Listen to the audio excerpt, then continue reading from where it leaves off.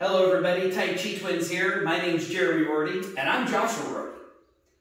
Teddy Roosevelt a long time ago had pointed out that a man should walk softly, but carry a big stick. And that's what we're talking about today, is using walking sticks.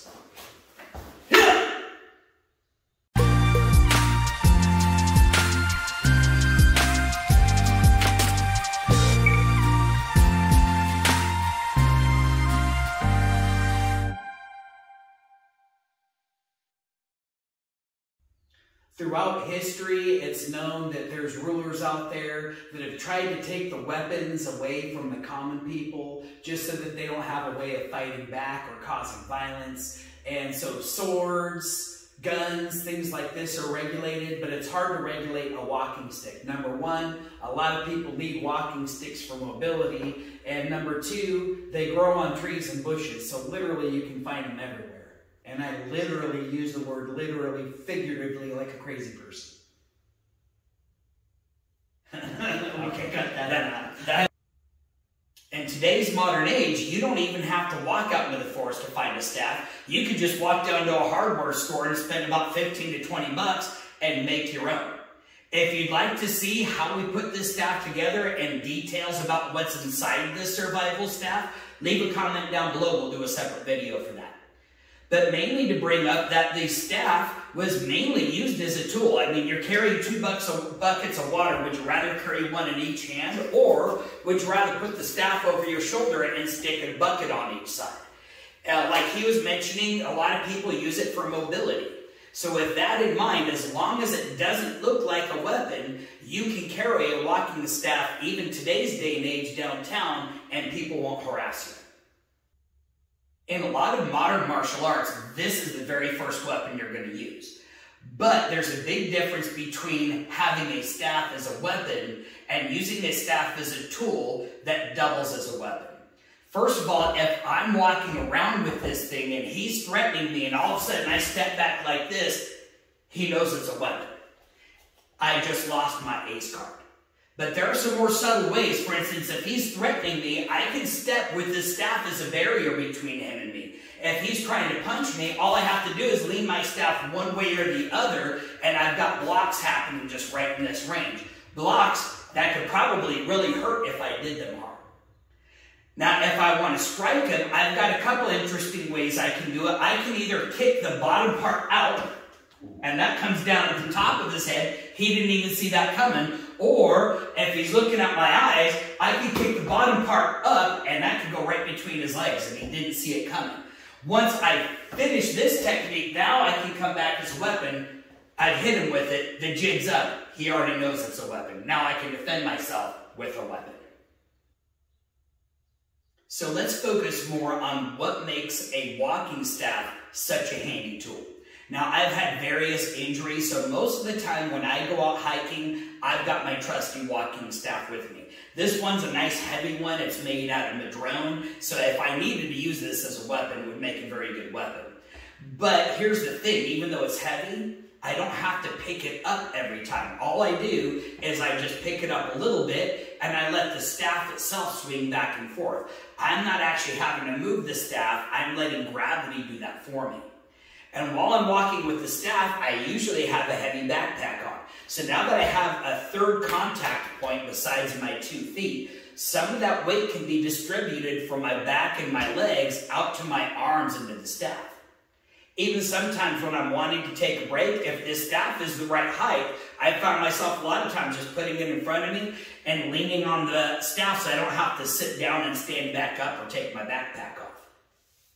It can also help you navigate tough terrain, like if it's really rocky and you might lose your balance. If you're crossing a creek and you don't want to get your feet wet and you have to go across the rocks, this can help stabilize you.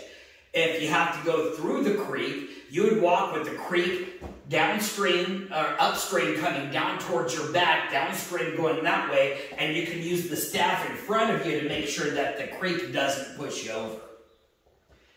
Now, as well, I haven't had to use this yet, but in the country that we live in, there are mountain lions and bobcats and lions and tigers and bears. Oh my. And if you did have to confront even a wild dog or a fox or a wolf, if you have something It's better than having nothing. And a lot of times just having this in front of you, just banging on the ground, that can be enough to scare an animal away or even prevent it from coming directly at you.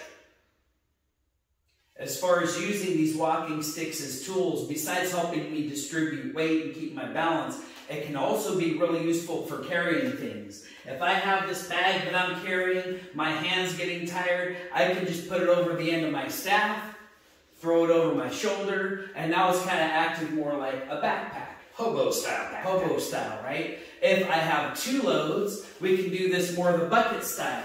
I can put 1 load on each end. I can, from here, lift it up over my shoulders, and now I can carry it this way. And now the load's evenly distributed. I can adjust it with the length of the staff one way or the other to find a good balance point, and it's nice and comfortable. Besides that, the staff can also be used in a pinch if you needed to make a shelter for emergency reasons. It can be leaned up against something, and then you can throw a tarp or your parka over it to give you some cover. If you had something to post it here, now you can throw a tarp over it and make more of a tent, and you can make it low to the ground or give yourself more room. So there's lots of customizations that you can do with that for making a shelter. Now, another really important thing that you can carry with your walking stick is your partner if they're injured. If I have an injured partner here, I don't have a walking stick, I have to try to come up under his arms and lift him and try to drag him. There's a lot of surface area there, so it's going to really tire me out. If I was able to lift him up to where just his heels touch, that might be easier, but now I'm carrying all this weight. It's going to make it very difficult on me. On the other hand, if we both have walking sticks, again, this is going to help us in our hike anyway. But now if he injures himself, I can take his walking stick and make a makeshift litter that the Native Americans used. It was called a travois. And basically what it would be is just 2 long sticks with netting tied in the middle of it. You can lay your load there, your hunting game, if it was your partner, and then you'd be dragging it on 2 points on the ground. Besides laying straight this way, they'd have that propped on horses. If it was a smaller animal, like they'd use this with their dogs, they'd cross the end, they could lay that across the dog's back, and it would drag whatever the load was that they had for them. You can see that if I put the staves here, I'm crossed at the end, he can lean against it, and I can pretty well hold his weight. And then from here, I just make sure the litter was tied where he could get his feet off the ground, and I'd be dragging him by 2 points, which is better than dragging him by his butt. Now, where do you get a nice walking staff? Now, you could obviously look on Amazon, Etsy, you probably find some people that hand make them. They can be really nice. You'll spend a lot of money on those.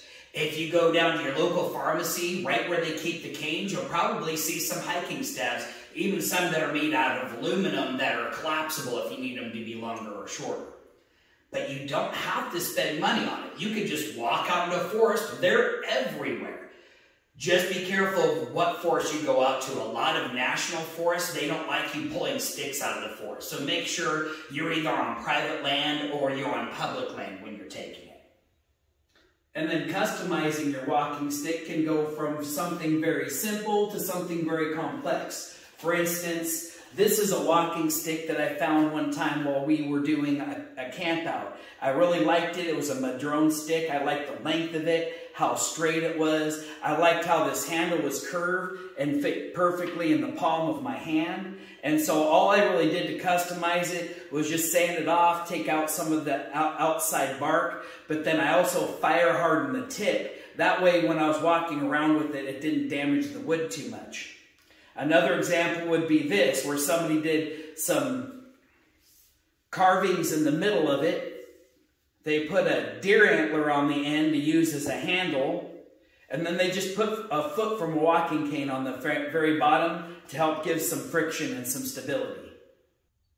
You can even do some more complicated customizations, like with my survival staff here. You'll see I've got an end cap that is actually a compass. If you have sun available, you could actually use that as a compass. I won't get into that in this video.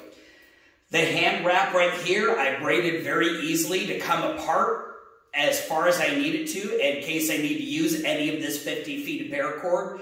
The other 50 feet of paracord went into an easy to take apart lanyard that I can lock my wrist around so I don't have to feel like I'm carrying the staff. Last little bit of paracord I had, I put some beads around it and made ranger beads for helping me count my paces as I go through. You can even make markings so you can measure things, like if you're wanting to make a shelter and you want all your pieces to be the same length. Maybe you're using it for tracking. You can use rubber bands that you can measure the length of the guy's foot as well as the length of the guy's stride, so you can use it for tracking. Very end of this one, instead of a typical foot, this is a steel plumbing accessory. Goes down from a 1.5 inch down to a 1/4 inch that I've just got this little cap put in. Now this is handy because this isn't going to break on the earth, but if I had to use this as a weapon, that's a very heavy end. This staff, as heavy as it is with all of this stuff that's inside it, is just barely heavier than my big madrone staff. This is the one I usually carry with me on hikes.